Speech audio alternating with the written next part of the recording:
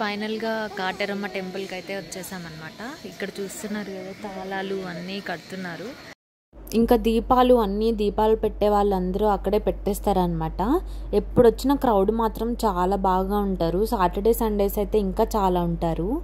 So ఈ Kateramma temple entrance అనమాట. ఇది ఎంట్రన్స్ అయితే ఫస్ట్ వినాయకుడిని దర్శనం చేసుకున్న తర్వాత మనం కాటేరమ్మ దర్శనం చేసుకోవడానికి వెళ్ళాలి. సో ఎంట్రన్స్లోనే మనకి ఇక్కడ ముడుపులు అన్నీ కనిపిస్తున్నాయి కదా.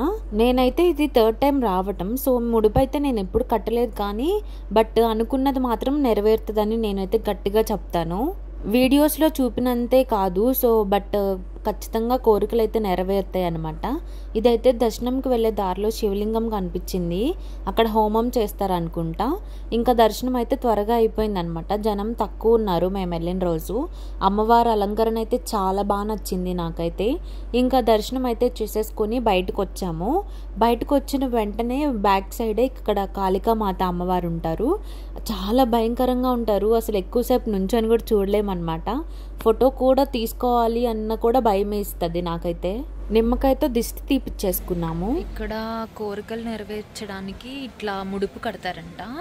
సో ఇక్కడైతే చాలా ముడుపులు ఉన్నాయి. 9 వీక్స్ కంటిన్యూస్గా వచ్చి ముడుపు కట్టాలంట. సో ఖచ్చితంగా కోరిక అయితే నెరవేరుతుంది అని చెప్తున్నారు ఇక్కడ వాళ్ళందరూ. చూసారు కదా అక్కడ ముడుపులు. ఇక్కడైతే ఒక పెద్ద అమ్మవారు ఉంది, అసలు చాలా బాగుంది. సో ఇంకా మేము దర్శనం చేసేసుకొని వచ్చి బయట అయితే వచ్చేసాము. ఇక్కడ ఒక జాతరలాగా ఉందన్నమాట. ప్రతి ఒక్కటి అవైలబుల్లో ఉన్నాయి ఇక్కడ. చుట్టుపక్కల అయితే ధాన్యాలు బాగా పండిస్తారు అనుకుంటా, అవే చాలా అవైలబుల్లో ఉన్నాయి.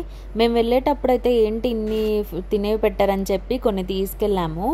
పక్కనే ఇంకా కొత్త విగ్రహం పెడుతున్నారు అనుకుంటా, చాలా పెద్దది లాగా ఉంది ఇదైతే. సో ఎన్నో అడుగులు చెప్పారు, మాకైతే గుర్తులేదు, బట్ చాలా పెద్దదని మాత్రం నాకు బాగా అర్థమైంది. ఇంకా దర్శనం చేసేసుకొని అన్నీ కావాల్సినవి అన్నీ తీసేసుకున్న తర్వాత అక్కడ లైక్ అన్నదానం పెడతారని తెలిసింది. ఇంకా అన్నదానం పెట్టే దగ్గరికి వెళ్ళి తిందామని చెప్పి వెళ్ళాము. మార్నింగ్ కూడా బ్రేక్ఫాస్ట్ కూడా చేయలేదు మేము. సో ఇంకా బాగా ఆకలేస్తుందని చెప్పి వెళ్ళాము. ఇంకా అన్నము అండ్ సాంబార్ పెట్టారు, చాలా బాగా నచ్చింది నాకైతే. మేమైతే 11-11:30 ఆ టైంలో వెళ్ళాము. సో లైక్ బ్రేక్ఫాస్ట్ చేయలేదు కాబట్టి ఒకేసారి లంచ్ చేద్దామని వచ్చాము కదా, అప్పుడైతే బాగా తినేసాము. ఇంకా తినిన తర్వాత కూడా ఇంకా ఏమన్నా తినాలనిపిస్తుంది, మంచి బజ్జీ స్మెల్ వచ్చిందని చెప్పి ఇంకా బజ్జీ తినేసాము. ఇంకా ఈ తాత దగ్గర నిమ్మకాయ సోడా తాగేసి రిటర్న్ అయిపోయాము.